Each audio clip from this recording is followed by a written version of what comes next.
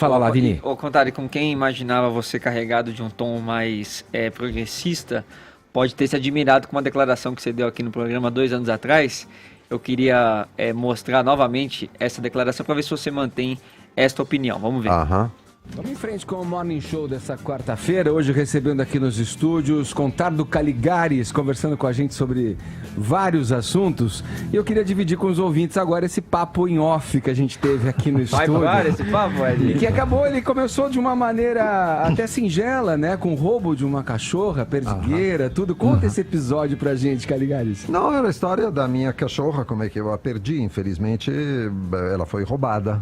Eu estava passeando com ela pelas ruas de Milão, aliás. Ela virou uma esquina. Quando eu cheguei na esquina, alguém tinha aberto a porta do seu carro, não sei porquê, gostou da cachorra. A cachorra estava tranquila, em confiança, subiu no carro e o cara foi embora. Caramba, como é que podem roubar uma cachorra? Sim, acho adulta, acho uma coisa E aí absurda. você fez uma afirmação que chamou a atenção era da nossa a minha conversa. cachorra de caça. Eu caçava com ela praticamente cada semana da estação, de agosto a dezembro. Eu não morava em Milão, aliás, eu vinha de propósito de trem para caçar com ela. A gente era realmente uma dupla. Se eu estivesse armado como eu estava armado quando eu circulava normalmente com ela na Brugueira, como se diz, de Milão, aquele cara não ia embora, não. Aí vem a questão que se coloca, né? Essas últimas manifestações que aconteceram aqui, entre as suas pautas ali, de uma maneira até mais tímida, mas estava presente ali, a questão do armamento de civis também, né? Na questão da defesa, Revogar né? o estatuto. Revogar o estatuto, né? Por que o bandido, aquela história que tem a arma e o cidadão de bem não tem a arma para se defender. O que você pensa a esse respeito? Escuta, primeiro eu penso que, se não me engano, o resultado do referendo não foi respeitado, né?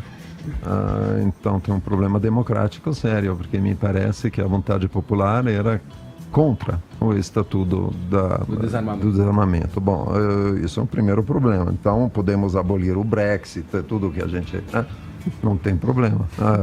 Segundo, eu sinto muito, mas eu sou a favor da ideia de que seja possível ter armas. Eu acho também que o Vini, vai lá, ter armas lá, né? sem Aí, ter uma paramos guerra. aí nessa outra entrevista do Contardo. Vini, essa provocação, a que você deve essa provocação? Não, só para perguntar para o Contardo se ele mantém esta opinião, porque escuta, vira e sim, mexe a porque- discussão retoma. Né? Claro, porque é uma opinião de fundo, e claro que existem todas que eu posso dizer, as reservas quanto ao fato que o acesso às armas deveria ser controlado no sentido, sobretudo, dos antecedentes criminais e psiquiátricos. Mas a razão é um pouco o que eu disse antes. Eu não tenho nenhuma confiança no público.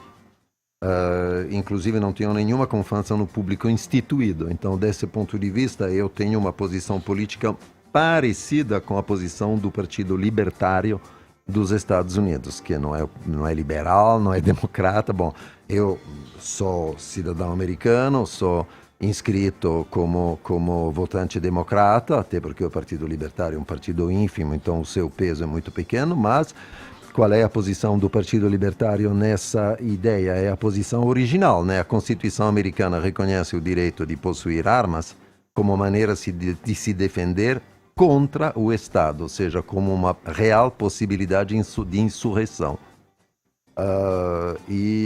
Esse princípio, a ideia que o indivíduo possa se armar e de uma maneira suficiente para poder se opor ao poder público, ou seja, com o mesmo tipo de armas, de munição e companhia, claro que isso vai longe. Eu poderia achar que posso comprar um tanque, porque afinal de contas o governo tem tanques, então não tenho nada contra. Tanque é caro, tem problema de estacionar e companhia.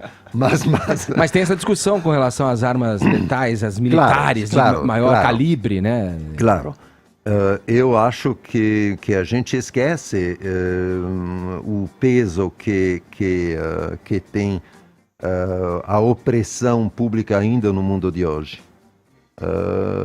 A opressão pública, quero dizer, a opressão por um Estado opressor. Eu não tenho um temperamento que eu posso dizer... não tenho temperamento de cordeiro, não tenho mesmo. Os meus pais foram resistentes na luta armada antifascista, os dois nas montanhas da Valsésia em 43 e 44 e com meu irmão que tinha 1 ano embaixo do braço e um Sten na mão esquerda. Então eu cresci com o porão da minha casa em caixas ainda as armas da resistência, uma metralhadora Breda de tripé desse tamanho, com munições e companhia, porque até os anos 50 ninguém confiava que aquilo se encaminhasse mesmo para uma democracia. Vai que chegasse um Salvini, qualquer... Sim, sim. Falávamos dele aqui fora do ar.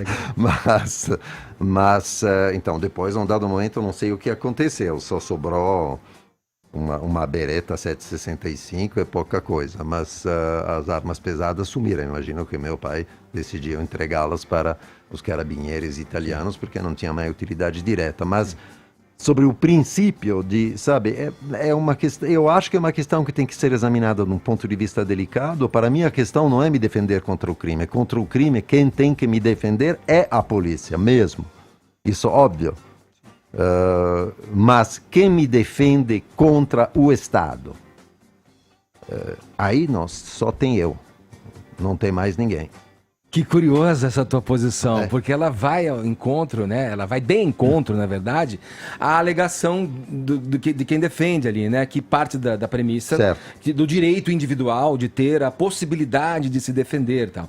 O outro lado acha que o Estado é que deve prover essa segurança. Não, isso eu concordo. Né? É o que você está dizendo, mas o teu motivo, a tua motivação é muito mais anarquista e está muito dentro do que você falou, que se autodeclara, né? Como um anarquista mesmo. Sim. Sim.